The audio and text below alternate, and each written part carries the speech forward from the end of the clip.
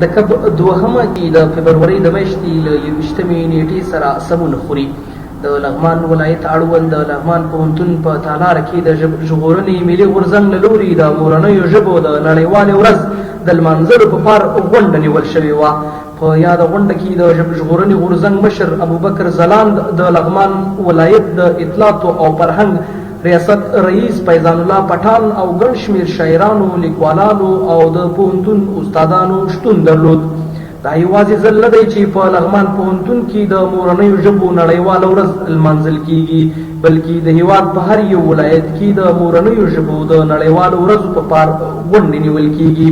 په غونډه کې د لغمان ولایت د اطلاعاتو او فرهنګ رئیس فیضان الله پټان پر ادیبانو او شاعرانو غږ وکړ چې باید د خپلو مورنیو ژبو نه په کلکه دفاع وکړو، او په غونډه کې دا هم زیاته کړه چې یوه ژبه څنګه په نورو ژبو کې ورکیږي، او زیاته یې کړه چې باید موږ د خپلو مورنیو ژبو په پار دا ډول غونډې ونیسو. ژبه چې کله له علم نه او له نصاب نه ووته، ژبه ورکه ده. ژبه چې کله له سوداګرۍ ووته، ژبه ورکه ده. ژبه چې له کلتوري معاملاتو نه ووته، ژبه ورکه ده.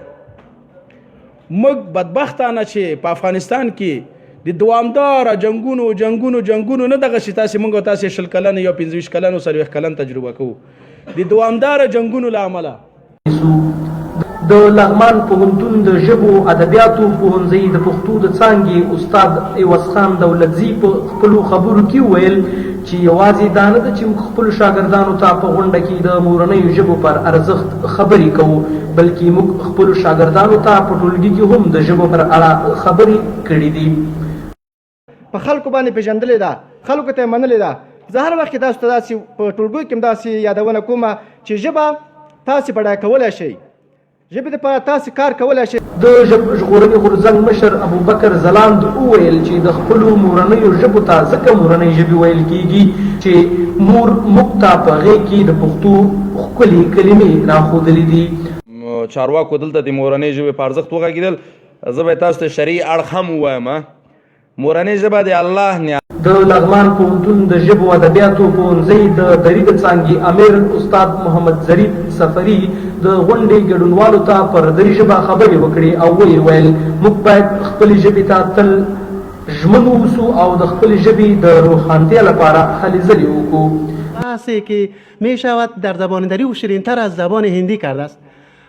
ببین ما هر روز همیشه در صنف‌ها معاصرینی که از دانشجویی که از ما همیشه در صنف د پوهنتون معاصرین له یادې غونډې خوښ ښکارېده او غونډه یې د شعر په ولولو ښکلې کړې وه. فرهاد پښتو کوله غر یې په تیشه سوری که زه لاس په زنه ناست یم مینه نه ګټم چکچکې. او خدای چې ویشلې خپلې برخې په قامونو باندې، خدای چې ویشلې خپلې برخې په قامونو باندې، پښتو مې مور شو علما نه لیکوال جوړ دی. د نارینهو شاعرانو ترڅنګ ښځینه شاعرانو هم پر یاده غونډه کې ګډون کړی و او خپل نظرونه یې د غونډوالو سره شریک کړ او پر تالار کې د پښتو او دري د خپلو مورنیو ژبو پر اړه خبرې وکاروو ترڅو زموږ ژبه پرمختګ وکړي او د له منځه تلو څخه وژغورل شي او نورو ژبو په شان ځلانده وساتل شي. وکړي د ژبې ژغورنې ملي غورځنګ کسانو وویل چې زموږ ژبې اوس تر تاثیر لاندې دي، ځکه مو د دغې غورځنګ لپاره خپل هوډونه کړي دي او ځوانان باید له موږ سره کلکه ژمنه او هوډ وکړي. محمد عمران سرکوټوال، لغمان پوهنتون ادبیاتو پوهنځی.